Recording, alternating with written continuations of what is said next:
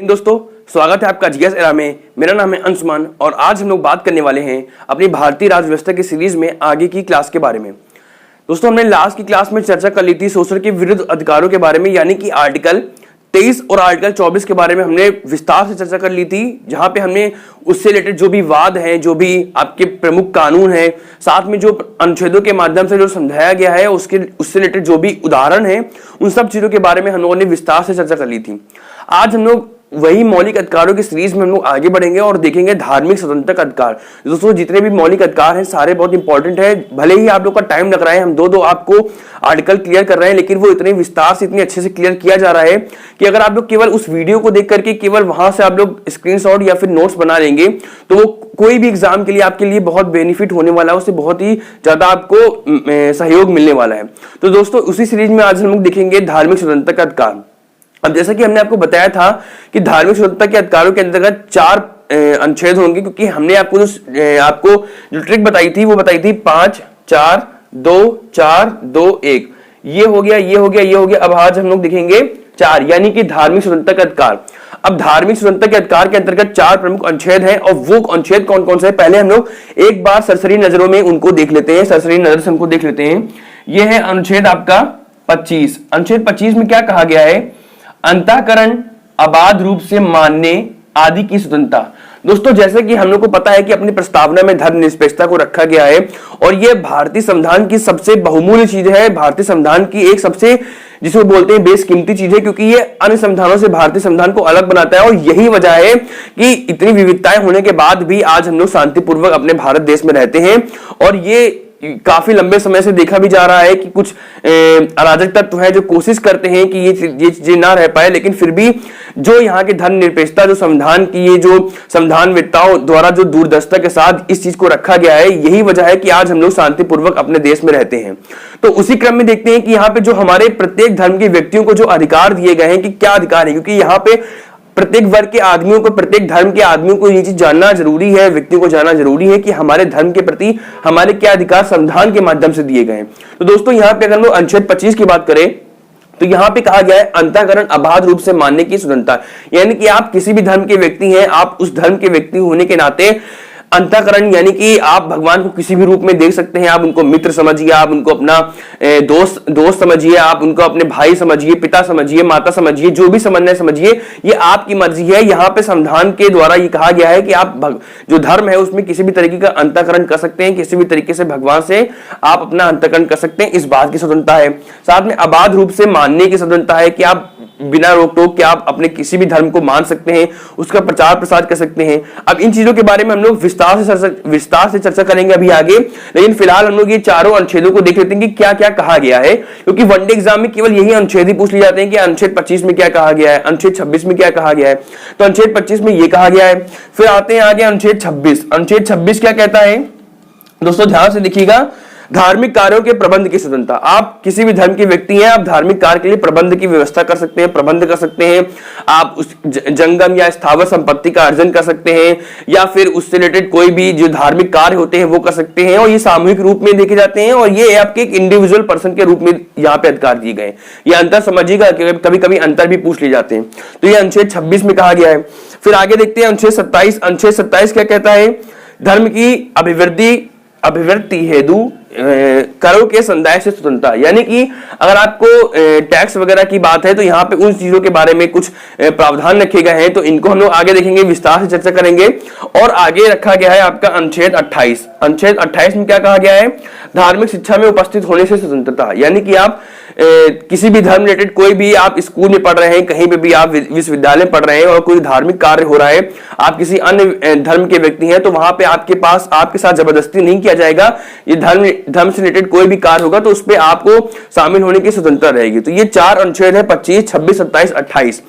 पहले तो इन चीजों को सरसरी नजर में आप लोग देखिएगा, इसको हो सके तो नोट कर लीजिएगा, क्योंकि ये अनुच्छेद केवल ये जो आपकी स्टेटमेंट के फॉर्म में ही केवल पूछ ली जाएंगे कि अनुच्छेद 25 में क्या कहा गया है, 27 में क्या कहा गया है, 28 में क्या कहा गया है। तो पहले तो हमें ये याद रखना जरूरी है। अब हम लोग एक एक करके इन अनुच्छेदों को विस्तार से समझेंगे। चलिए आगे बढ़ते हैं दोस्तों। अब हम लोग देखेंगे अनुच्छेद 25 के बारे में। अनुच्छेद 25 क्या कहता है कि अंतःकरण की धर्म के अबाध रूप से मानने, आचरण व प्रसार करने की स्वतंत्रता, यानी कि धार्मिक स्वतंत्रता के अंतर्गत जो अनुच्छेद 25 में कहा गया है वो ये कहा गया है कि आप धर्म से रिलेटेड किसी भी चीज को अंतःकरण कर सकते हैं। अब ये जो टर्म्स हैं ये आपको याद रखना इंपॉर्टेंट है, ये जिसको हम लोग अभी आगे समझाएंगे कि अंतःकरण की, धर्म के अबाध रूप से मानने की, आचरण व प्रचार करने की स्वतंत्रता आपको अनुच्छेद 25 के अंतर्गत दी गई है। अब हम लोग समझते हैं कि टर्म्स की इसमें कहा क्या है, इसको अब हम लोग तोड़ते हैं इनकी शब्दावलियों को। दोस्तों यहाँ पे कहा गया है अंतःकरण। अंतःकरण क्या होता है कि अभी मैंने आपको पहले ही बताया कि अंतःकरण होता है कि आप अपने संबंध जो अपने आप जिस भी धर्म को मानते हैं उस धर्म से रिलेटेड आप होने के नाते आप जो भगवान है, आप भगवान के साथ किसी भी तरीके का अपने मन से आप संबंध बना सकते हैं। आप उनको भाई बना सकते हैं, उनको अपनी बहन बनाना या अपने माता पिता गुरु मानना, यानी कि अपने मन से आप भगवान के साथ अपने संबंध को स्थापित कर सकते हैं, अंतःकरण कर सकते हैं। और इसके लिए कोई रोक टोक नहीं है, ये आपको भारतीय संविधान के तहत आपको ये शक्ति दी गई है मौलिक अधिकार के माध्यम से। तो ये होता है दोस्तों अंतःकरण। फिर होता है आपको मानने का अधिकार। आप किसी भी धर्म XYZ, आप हिंदू, मुस्लिम, सिख, ईसाई, जैन, पारसी, किसी भी धर्म को मान सकते हैं और उसको मानने के अलावा आप इस चीज को आप बिना रोक टोक के, बिना भय के आप इसकी घोषणा भी कर सकते हैं कि हाँ मैं इस धर्म का अनुयायी हो गया हूं या मैं इस धर्म को मान रहा हूं। जैसे आप अभी देख सकते हैं कि एक मुस्लिम थे, मुझे नाम एग्जैक्ट नहीं आ रहा है, पॉलिटिशियन थे जिन्होंने अभी हिंदू धर्म अपना स्वीकार किया अपनी मर्जी से। तो आप किसी भी धर्म को स्वीकार कर सकते हैं बिना किसी भय, बिना किसी डर के, यानी कि किसी भी धर्म को मानने का अधिकार आपको दिया गया है अनुच्छेद 25 के तहत। फिर कहता है आचरण का अधिकार, यानी कि आप जिस भी धर्म को मान रहे हैं उससे रिलेटेड जितने भी आपकी क्रियाकलाप होती हैं, जैसे आप अगर हिंदू धर्म से रिलेटेड है तो यहाँ पे पूजा करना, या फिर इस्लाम धर्म से रिलेटेड है तो नमाज करना, उससे रिलेटेड जितने भी आचरण होते हैं उन सब चीजों को आप बिना किसी भय के, बिना किसी रोक टोक के कर सकते हैं। इन चीज के बारे में आपको भारतीय संविधान के माध्यम से अनुच्छेद 25 के माध्यम से कहा गया है। यानी कि जो भी आप धर्म से रिलेटेड है उससे रिलेटेड जो भी क्रियाकलाप है उनका आचरण करना, इस बात की स्वतंत्रता है। और प्रसार का अधिकार, यानी कि आप जिस भी धर्म को मानने वाले शख्स हैं, जिस भी धर्म को मानने वाले व्यक्ति हैं, आप उसका प्रसार भी कर सकते हैं, यानी कि उसकी अच्छाइयों के बारे में बता सकते हैं, लोगों को समझा सकते हैं, उसके प्रसार प्रचार करने की स्वतंत्रता है। लेकिन जबरदस्ती किसी धर्म में, यानी कि किसी एक धर्म के व्यक्ति को किसी दूसरे धर्म में जबरदस्ती करवाने का, जबरदस्ती आचरण करवाने का या जबरदस्ती उसको स्वीकार करवाने का अधिकार आपको नहीं किया गया, यानी कि धर्मांतरण का अधिकार नहीं दिया गया है जबरदस्ती। और इसके लिए आपको एक बात याद रखना है, बहुत इंपॉर्टेंट है, स्टैनिस्लाव वर्सेस मध्य प्रदेश वाद। दोस्तों ये मैं आपको हर आर्टिकल में जितने भी प्रमुख वाद है, जो भी वाद है वो मैं बता रहा हूं, क्योंकि अब वाद भी पूछे जा रहे हैं, कानून भी पूछे जा रहे हैं, इनको याद रखिएगा। और ये जितने पॉइंट जो एक्स्ट्रा पॉइंट है इनको आप नोट करते चलिएगा। जो बुक्स में मिल जाते हैं कि हाँ 4 प्रकार के धार्मिक स्वतंत्रता है वो तो ठीक है, लेकिन जो आप इसके इंटरनल चीजें हैं, जो इसके कॉन्सेप्ट है, जिसके वाद है, जिसके उदाहरण है, उसको ध्यान से समझते चलिएगा। तो इस रिलेटेड एक वाद था स्टैनिस्लाव वर्सेस मध्य प्रदेश वाद, जिसमें ये कहा गया कि अगर कोई व्यक्ति किसी दूसरे व्यक्ति को धर्मांतरण जबरदस्ती करवाता है तो ये एक अपराध होगा। और ये इस बात को आप लोग याद रख सकते हैं या फिर इसको नोट कर लीजिए। तो आप कभी जब आंसर राइटिंग कर रहे होंगे तो वहां पे आप एग्जाम्पल के रूप में भी इसको नोट कर सकते हैं। और इससे रिलेटेड आप देख भी सकते हैं, अभी हाल ही में उत्तर प्रदेश में कानून बनाया गया, मध्य प्रदेश में कानून बनाया गया कि जबरदस्ती अगर धर्मांतरण करवाया जाता है तो उसको सजा होगी। तो ये चीजें लेटेस्ट चल भी रही हैं, इसलिए ये बहुत ज्यादा इंपॉर्टेंट हो जाता है आपके एग्जाम के पॉइंट ऑफ व्यू से, क्योंकि मैंने कहा है कि वो आर्टिकल इंपॉर्टेंट होंगे जो आपके वर्तमान में जो करंट में चल रहे हो। जैसे कि आर्टिकल 25 इसीलिए इंपॉर्टेंट हो गया क्योंकि लगातार इस पे धर्मांतरण से संबंधित कानून बन रहे हैं और जो हमारे एग्जाम के पॉइंट ऑफ व्यू से इंपॉर्टेंट है। तो दोस्तों इसको जरूर नोट डाउन कर लीजिएगा, आर्टिकल 25 को बहुत बहुत बहुत ज्यादा इंपॉर्टेंट है, क्योंकि धर्मनिरपेक्षता और आपके धर्मांतरण जैसे मुद्दे हर वक्त गर्म रहते हैं आपके करंट में, न्यूज़पेपर में, हर तरफ, और कहीं ना कहीं कानून बनते रहते हैं। तो ये हो गया आपके प्रसार का अधिकार। अब देखिए यहाँ पे अनुच्छेद 25 का एक क्या कहता है, ये सारे टर्म्स हैं, इनको नोट कर लीजिएगा दोस्तों। विधि द्वारा राज्य को निर्बंधन लगाने की शक्ति, यानी कि यहाँ पे संविधान के माध्यम से धार्मिक स्वतंत्रता का अधिकार तो दिया गया है, लेकिन अगर राज्य को लगता है कि यहाँ कुछ मामले हैं, यहाँ पे प्रॉब्लम क्रिएट हो सकती है, तो वो मामले क्या है जहां पे वो निर्बंधन लगा सकता है। तो वो है एक लोक व्यवस्था, दूसरा सदाचार और स्वास्थ्य। लोक व्यवस्था यानी कि पब्लिक ऑर्डर में कोई प्रॉब्लम ना क्रिएट हो, ऐसी अगर कोई धर्म से रिलेटेड कोई मान लीजिए आस्था है, आचरण करने की आस्था है, वो आचरण कर रहा है लेकिन उससे लोक व्यवस्था में बाधा आ रही हो, तो उससे रिलेटेड राज्य निर्बंधन लगा सकता है। या फिर सदाचार यानी कि एक माहौल एक अच्छा शांतिपूर्वक बना हुआ है, उससे अगर कोई प्रॉब्लम क्रिएट हो सकती है कि यानी कि दंगे वगैरह हो रहे हैं कहीं पे या भड़क सकते हैं दंगे वगैरह, सदाचार एक जो माहौल बना हुआ है वो हट सकता है। या फिर स्वास्थ्य रिलेटेड, मान लीजिए कि किसी के धर्म में कुछ ऐसी प्रतिक्रियाएं हैं, क्रियाएं हैं जिससे किसी के स्वास्थ्य पे दुष्प्रभाव पड़ सकता है, तो ऐसे मामले में राज्य जो है निर्बंधन लगा सकता है। अब देखिए यहाँ पे कुछ लोक व्यवस्था के ऑर्डर अभी ये भी करंट में चल रहा है दोस्तों, क्योंकि करंट से आप लोग इसको मैच करके, इससे इंटरलिंक करके आप लोग समझ सकते हैं। हर साल तमिलनाडु में जल्लीकट्टू होता है, जहां पे देखा जाता है कि वो बैल से आपके जो इंसान होता है उसकी लड़ाई होती है, तो यहाँ पे नुकसान बैल को भी हो सकता है, यानी कि जानवरों का अहित भी हो सकता है, और साथ में आपके मनुष्य का, यानी कि जो व्यक्ति लड़ रहा है उसका भी अहित हो सकता है, यानी कि कहीं ना कहीं वो पब्लिक ऑर्डर को अव्यवस्थित कर सकता है। हालांकि वहां की मान्यता है, वहां के धर्म से संबंधित चीजें हैं, तो यहाँ पे हस्तक्षेप नहीं कर सकती, लेकिन जब सुप्रीम कोर्ट लगता है, सुप्रीम कोर्ट हर साल इस मुद्दे पर अपनी बात रखता है, सरकार राज्य अपनी बात राज्य तो नहीं रखती है, लेकिन सुप्रीम कोर्ट रखता है ताकि ये प्रॉब्लम ज्यादा से ज्यादा क्रिएट ना हो सके और इसको रोका जा सके। साथ में हम लोग देखते हैं गौवध के मामले में सुप्रीम कोर्ट ने बोला था कि कुछ देखा जाता है कि कुछ लोग गौवध करते हैं, कुछ लोग मानववध करते हैं, उनको रोकने की बात उठी थी कि धर्म को अपनाना है, लेकिन धर्म अपनाने में जो लोक व्यवस्था है वो ना टूटे। साथ में देखते हैं कि कुछ धार्मिक समुदाय है जो मानव की जो खोपड़ी होती है उससे कुछ कर्तव्य वगैरह करते हैं, वो सारी चीजें कहीं ना कहीं लोक व्यवस्था को बाधित करती है। तो इससे रिलेटेड मुद्दे पर सुप्रीम कोर्ट भी कभी ना कभी आपका सक्रिय हो जाता है, और साथ में हम लोग राज्य भी यहाँ पे राइट दिया गया है आर्टिकल 25(1) के माध्यम से कि वो विधि द्वारा इस पर निर्बंधन लगा सकती है। तो इस चीज को याद रखिएगा कि ये मैटर आप जो भी करंट में निकल रहे हो उसको आप दिमाग में एनालिसिस किया करिए कि अगर यहाँ पे जल्लीकट्टू का मामला है तो क्या वो आर्टिकल 25 से मैच हो सकता है, या फिर धर्म की स्वतंत्रता से मैच हो सकता है, या फिर कोई ऐसे मुद्दे हैं जैसे अभी बताया कि जो लॉ बना धर्म से रिलेटेड, धर्मांतरण से रिलेटेड, उसको मैच करिए कि हाँ क्या किसी आर्टिकल से मैच हो रहा है, हाँ हो रहा है, यानी कि ये आर्टिकल हमारे एग्जाम के पॉइंट ऑफ व्यू से इंपॉर्टेंट हो गया, तो इसको याद करना, इसको नोट करना और जरूरी हो जाता है। फिर आगे देखते हैं, यहाँ पे कहा गया आर्टिकल 25 का 2। अब 25 के 2 में क्या कहा गया है कि राज्य को निम्न के संबंध में विधि निर्माण की सकती है। अब कुछ मामले दिए गए हैं जिसके संबंध में राज्य विधि यानी कि कानून बना सकती है। वो क्या है? भले आपके पास धर्म की स्वतंत्रता है, लेकिन यहाँ पे कुछ मामलों में राज्य के पास विधि बनाने की शक्तियां हैं। अब ये क्या है? जैसे कि धार्मिक आचरण से संबंधित जो आर्थिक, वित्तीय और राजनीतिक क्रियाकलाप है उस पर विनिमय, यानी कि आप धर्म से संबंधित जो भी आचरण करते हैं, आचरण क्या होता है ये मैंने आपको अभी बताया, तो उससे रिलेटेड कुछ आर्थिक हो गया, वित्तीय संबंधित या राजनीतिक जो भी क्रियाकलाप होते हैं उस आचरण से संबंधित धर्म के, वहां पे ये अपना राज्य जो होगा वो विनियमन यानी कि नियम कानून आदि बना सकती है। ये यहाँ पे बात कही गई है।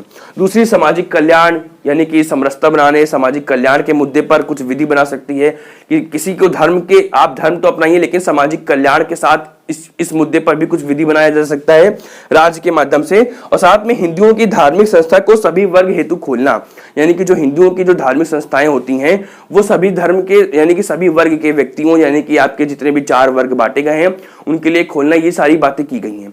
दोस्तों यहाँ पे एक बात याद रखिएगा कि आर्टिकल 25 के तहत कहा गया है कि जो हिंदू धर्म है, हिंदू धर्म में आपको सिख, जैन और आपका सिख हो गया, जैन हो गया और बौद्ध धर्म, ये तीनों के तीनों शामिल किए गए हैं। तो याद रखिएगा, ये भी पूछा जा सकता है कि अनुच्छेद 25 के तहत हिंदू धर्म में कौन कौन से अन्य धर्म शामिल किए गए हैं, तो सिख, बौद्ध और जैन धर्मों को शामिल किया गया है। तो दोस्तों ये था अनुच्छेद 25, जो कि बहुत ज्यादा महत्वपूर्ण है, क्योंकि अभी क्यों इंपॉर्टेंट है ये मैंने आपको अभी की सिचुएशन, अभी की जो न्यूज की करंट चल रही है उससे इंटरलिंक करके आपको बता दिया है। तो इसको आप लोग स्क्रीनशॉट ले सकते हैं या फिर इसको आप नोट कर सकते हैं। अब हम लोग देखेंगे अनुच्छेद 26।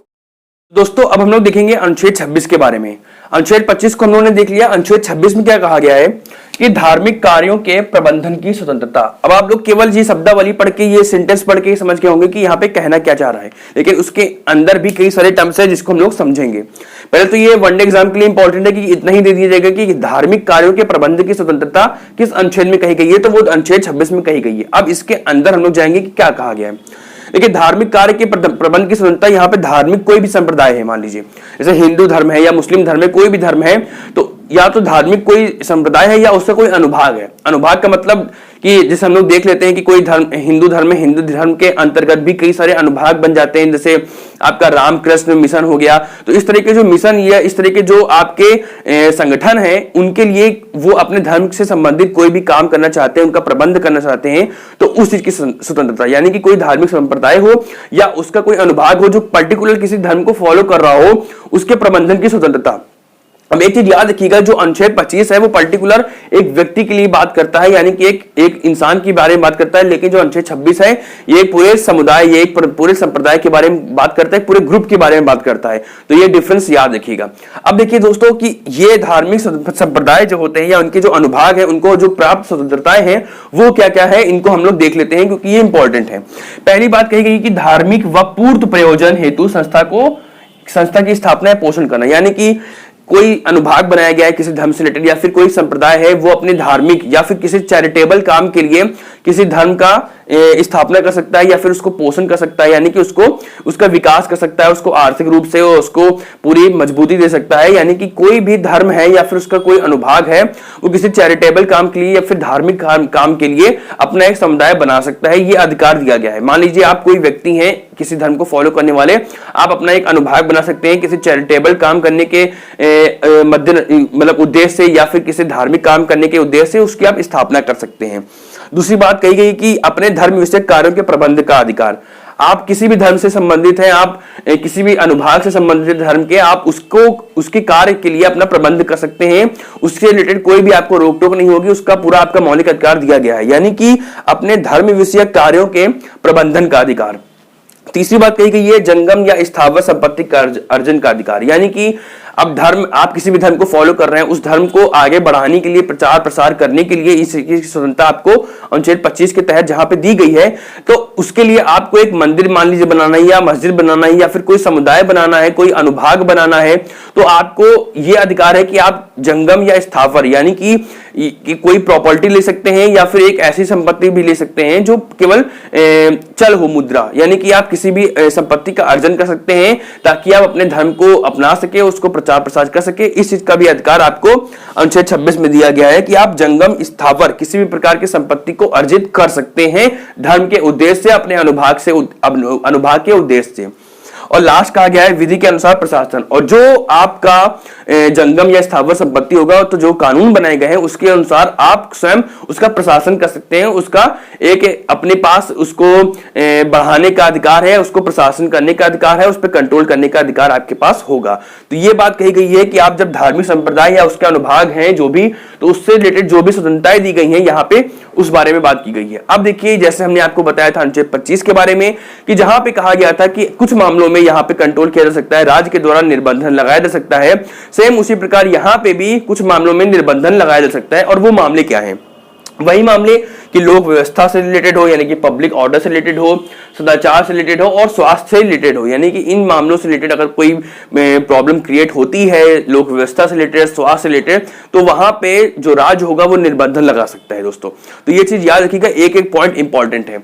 अब दोस्तों आप ये आपका ये हो गया, और एक चीज आपको समझनी पड़ेगी कि जो आपके इस अनुच्छेद यानी कि आर्टिकल 26 के तहत जो भी आपका संप्रदाय होगा, जो भी आपका अनुभाग होगा, वो अगर किसी पर्टिकुलर व्यक्ति द्वारा स्थापित किया गया हो तब तो ये राइट होंगे, लेकिन अगर संसद द्वारा कोई आपका संप्रदाय स्थापित किया गया हो तो वहां पे ये सारे राइट नहीं होंगे। जैसे एग्जांपल के तौर पे अलीगढ़ मुस्लिम यूनिवर्सिटी है, वो एक अधिनियम के द्वारा बनाया गया था, तो उसके पास ये सारे राइट नहीं होंगे। तो एक पर्टिकुलर व्यक्ति या फिर उन व्यक्तियों के समुदाय द्वारा ये सारे काम, जब कोई ग्रुप बनाया जाएगा तो यहाँ पे ये अधिकार प्राप्त होंगे। और साथ में एक चीज और कही गई दोस्तों कि संप्रदाय क्या होंगे, जो सुप्रीम कोर्ट का ऑर्डर था कि जिसमें कई सारे व्यक्तियों का समुदाय होना, संगठन होना जरूरी है। तो मेन पॉइंट क्या है आपको दोस्तों याद रखना है कि संप्रदाय क्या है, उसके अनुभाग क्या होता है, उनको क्या राइट दिए गए हैं, आर्टिकल 25 और 26 में क्या डिफरेंस है कि आर्टिकल 25 जो पर्टिकुलर एक व्यक्ति के बारे में बात करता है, तो आर्टिकल 26 पूरे समुदाय के बारे में बात करता है। तो ये आज हमने आर्टिकल 25 और 26 के बारे में देखा दोस्तों। इससे रिलेटेड एक क्वेश्चन भी आपको मैं दूंगा, उसको आप लोग अटेम्प्ट करिएगा, कमेंट बॉक्स में उसमें कमेंट करिएगा, और जो भी डाउट हो इस क्लास रिलेटेड हो उसको आप कमेंट बॉक्स में जरूर बताइएगा। नेक्स्ट क्लास में मिलेंगे जहां पे हम आर्टिकल 27 और 28 के बारे में बात करेंगे।